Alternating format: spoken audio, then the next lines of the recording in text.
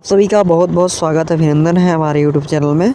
बता दें कि स्थायीकरण या नियमितीकरण का जो लाभ लेते हैं, यदि मध्य प्रदेश सरकार ने इस योजना को लागू कर दिया है, इस सेवा शर्तें को लागू कर दिया है, तो क्या छत्तीसगढ़ में भी इसी योजना और इन्हीं शर्तों के आधार पर कर्मचारियों को स्थायीकरण जो नियमितीकरण से वंचित कर्मचारियों को मिल सकता है। बता दें कि जो चौथा बिंदु था वो कदाचार पर कर्मचारी के विरुद्ध अनुशासनात्मक कार्रवाई करने के संबंध में, कि कुछ ऐसी कृतियाँ हैं जिनके द्वारा यदि कर्मचारी किया जाता है तो उनको नौकरी से भी निकाला जा सकता है। ऐसा नहीं कि वो स्थायीकरण कर दिए तो उनको नौकरी से नहीं निकाला चाहिए। तो पहला इसका बिंदु है महत्वपूर्ण, जो गंभीर कदाचारण उदाहरण माना जाएगा।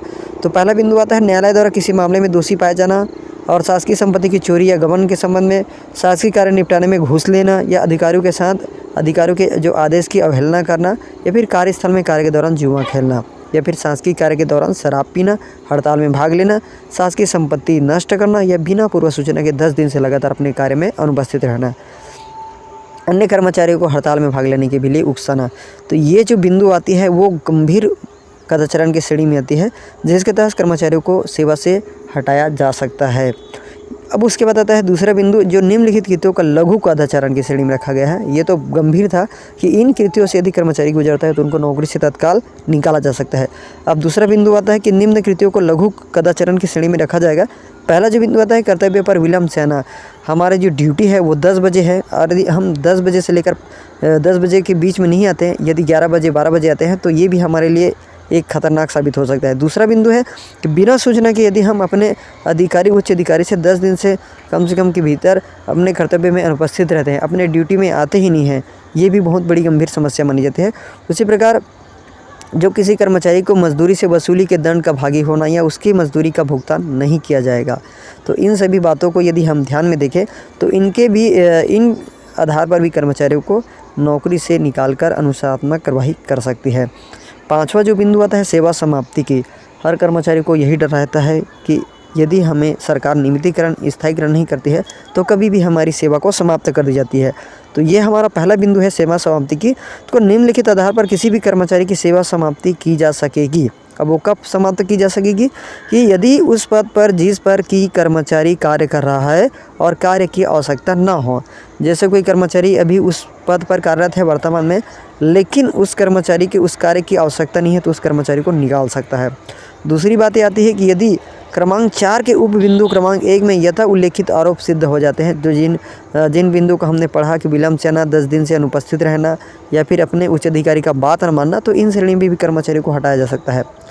और महत्वपूर्ण बिंदु आते हैं कि नियंत्रणकर्ता अधिकारी ऐसी सेवा समाप्ति के लिए कारणों को उल्लेखित करते हुए आख्यापक युक्तियुक्त एवं सुस्पष्ट आदेश पारित करेगा।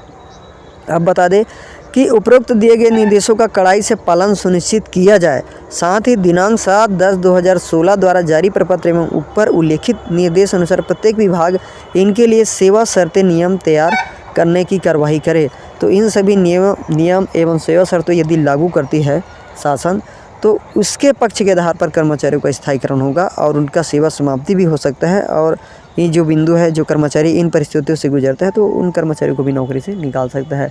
तो साथियों, इस महत्वपूर्ण बिंदु के माध्यम से हमने समझा कि कौन कौन कर्मचारी नियमित हो सकता है, स्थायीकरण हो सकता है, और कैसी स्थिति में कर्मचारी को लंबे वर्षों तक सेवा अवधि अपना पूर्ण कर सकता है, या फिर उनको सेवा वृद्धि के दौरान यदि कोई गंभीर नकारात्मक कार्रवाई कुछ घटना हो जाता है तो उस कर्मचारी को आसानी से नौकरी से निकाल सकता है। तो ये सारी जो बातें रही वो मध्य प्रदेश शासन सामान्य प्रशासन विभाग ने जारी की गई थी, जिसने समस्त शासन के विभाग को, राजस्व मंडल को, समस्त विभाग अध्यक्ष को, समस्त संभागीय आयुक्तों को, समस्त कलेक्टर एवं समस्त मुख्य कार्यपालन अधिकारी को ये पत्र जारी किया गया था कि इन शर्तों के आधार पर हम कर्मचारी की नियुक्ति को हम स्थायीकरण करते हैं तो ऐसी सेवा शर्तें माननी पड़ेगी।